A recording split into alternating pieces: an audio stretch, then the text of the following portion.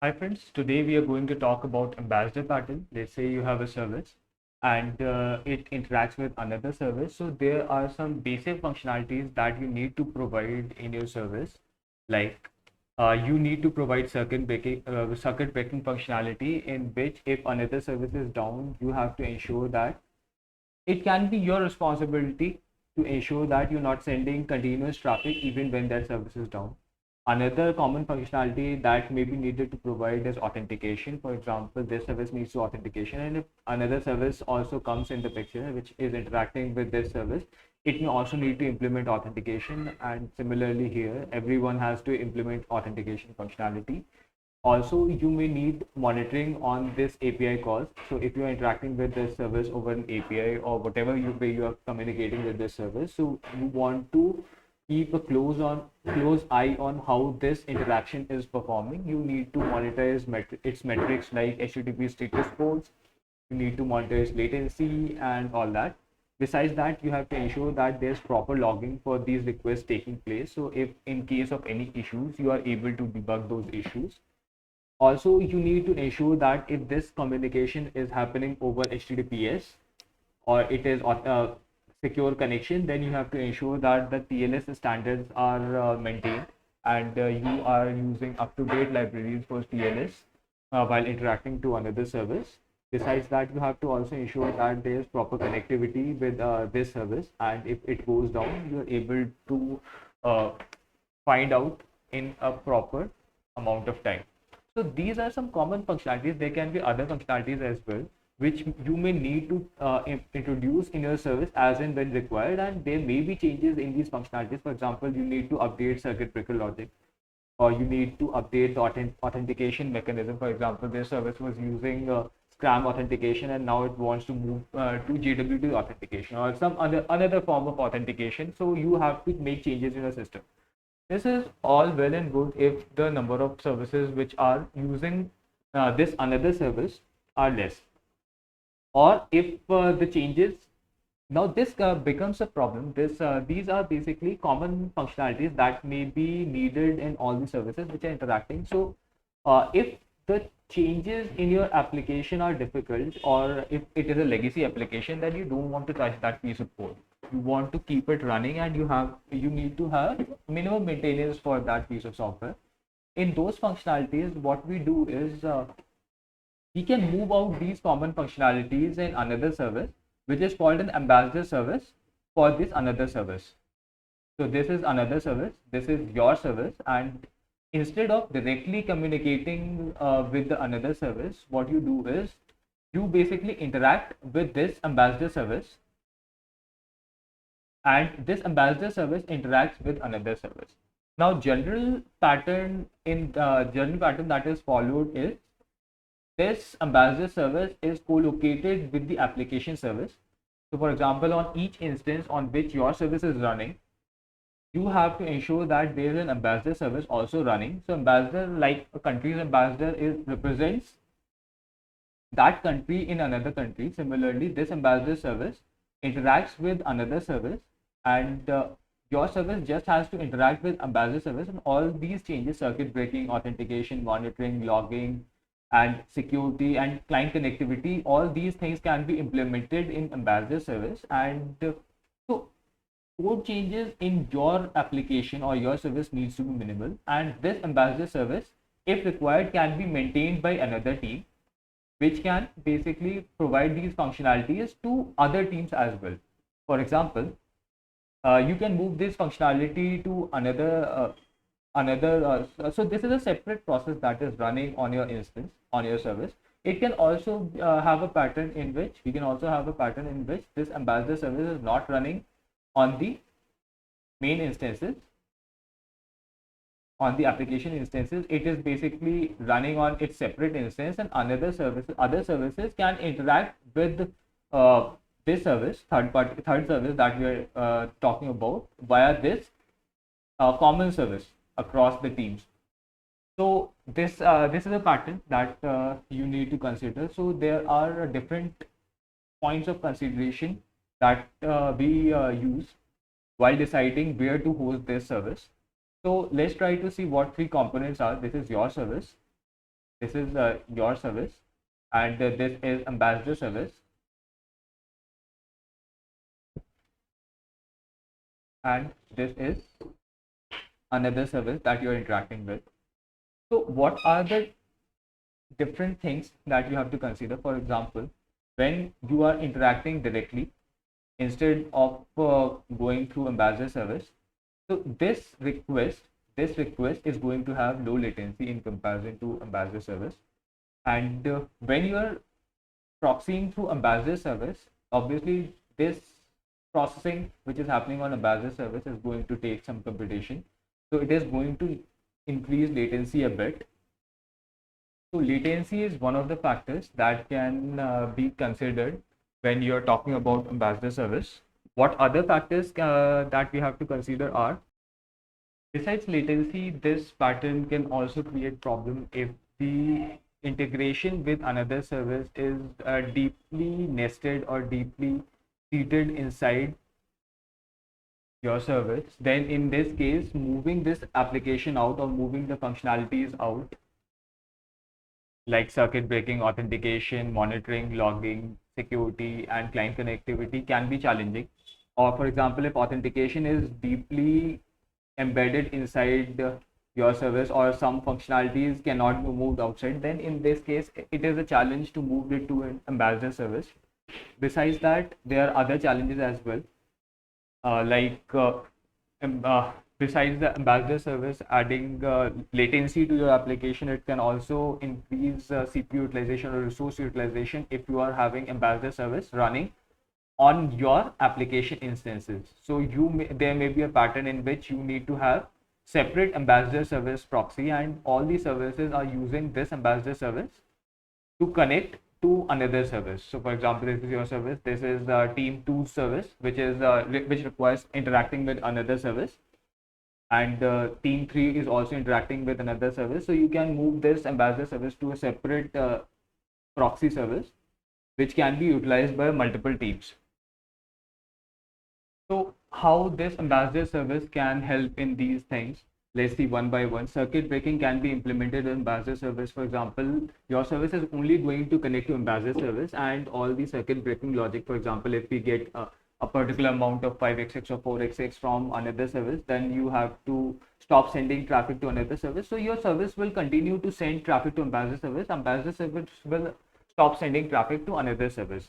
Similarly, authentication code can be written in a single ambassador service. So your service does not need to have any knowledge about the type of authentication that is required when interacting to another service. So for example, if this another service is deprecated and yet another service is created, which is a better implementation of this service, then all you have to do is change the code in ambassador service to point it to this application, and if it needs different type of authentication, then you can make these changes in another service without letting your service or any other service know that these changes have been done. If the contract for these two services is same, then it is going to work agnostically.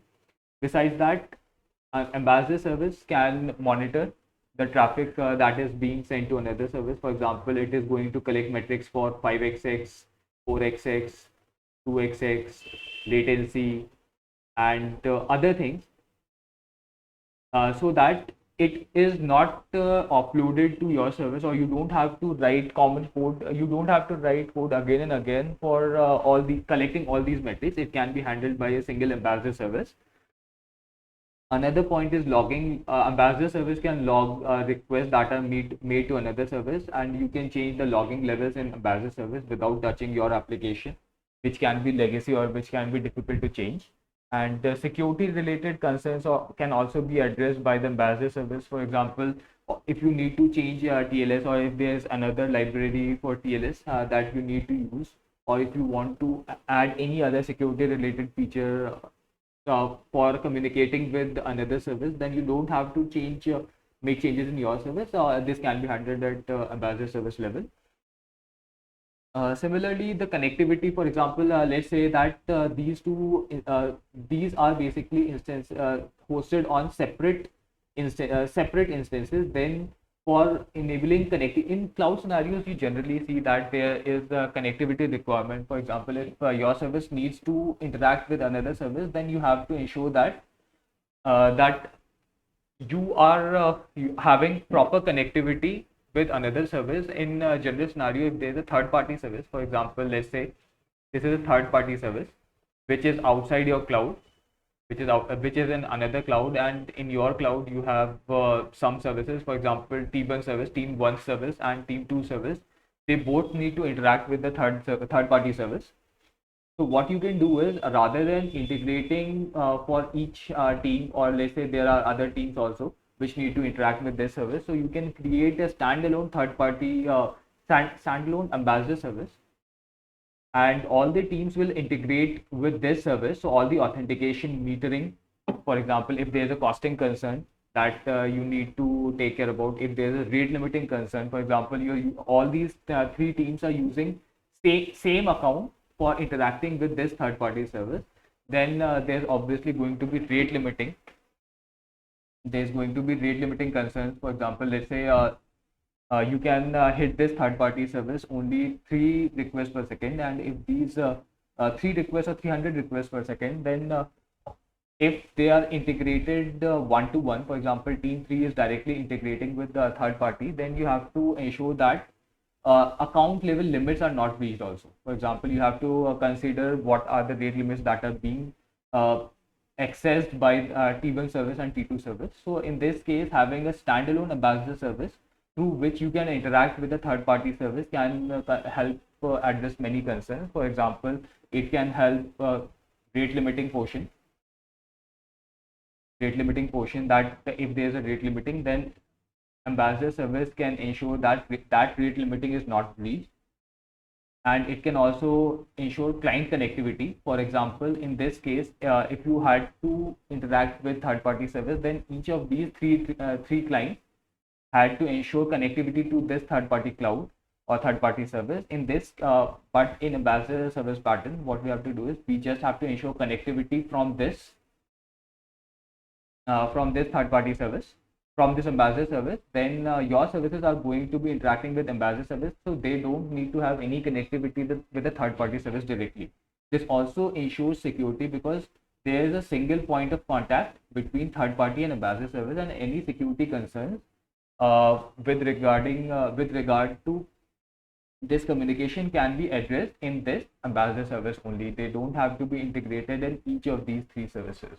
So that this pattern offloads most of the functionality to a single proxy, which can be hosted on a single instance, for example your service and ambassador service, or this can be hosted on separate services, for example your service and ambassador service.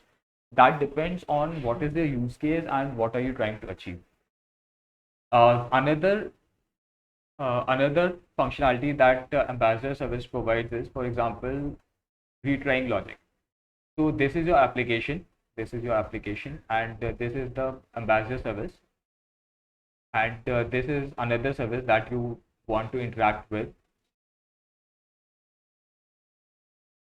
So if you are interacting directly and some communication breaks down, so what you have to do is, if retry is possible, then you're going to retry. You are going to write retry logic for calling this application inside your code, and you may have to change it as per your configuration requirements. But when you have ambassador service patterns available, then you just have to call this ambassador service, and you are going to this ambassador service can upload the retry functionality to itself. So if one request fails, so it is going to make one request. If this request fails, it is going to make another request, or it is going to keep retrying as per your requirement. But here the concern comes that what if we don't want to retry? What if client wants retries only in specific requests? So we need a client, for example, application needs to send some context details for retries to the ambassador service. How this can be done? This can be done in the form of request headers. So ambassador service can be written in such a way that when the calling application or your application sends a particular request header for retries. So if retries header is not given or it is given 0, then it is not going to retry a paid request. It is just going to give you an error. But if, let's say, when your application is sending request to Ambassador, you said that retries 2 times, or you set a header retries 2 or any header that you want to use. It is up to the Ambassador service implementation, how you are implementing the Ambassador service. So let's say you will send the header retries 2, then Ambassador service comes to know that if the request fails, you can retry up to 2 times. So it is going to retry up to 2 times, and if the request comes well and good, and then it is going to give a single response, though the latency is going to be higher. For example, in this case, rather than having one request to another service, we sent 3 requests to another service.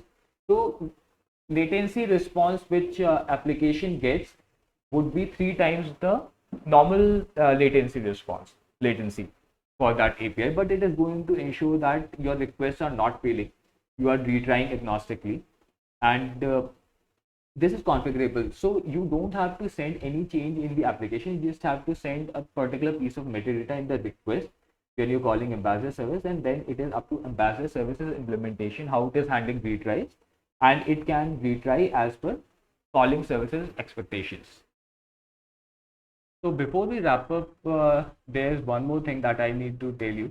So there are cases in which much of the functionalities that we are trying to achieve by Ambassador service can be achieved by having a particular library inside your application, and that library can handle all this piece of information, all this handling for calling another service. So that is also possible, but it depends on your application. For example, you don't want to send changes in your application, or you want to basically offload this functionality to another proxy, which is called Ambassador in this case, then you can also do that. It all depends on what your use case is and what you're trying to achieve. So this is all for the Ambassador service pattern. I hope you enjoyed the video. Please let me know if you have any comments or suggestions. Thank you and have a nice day.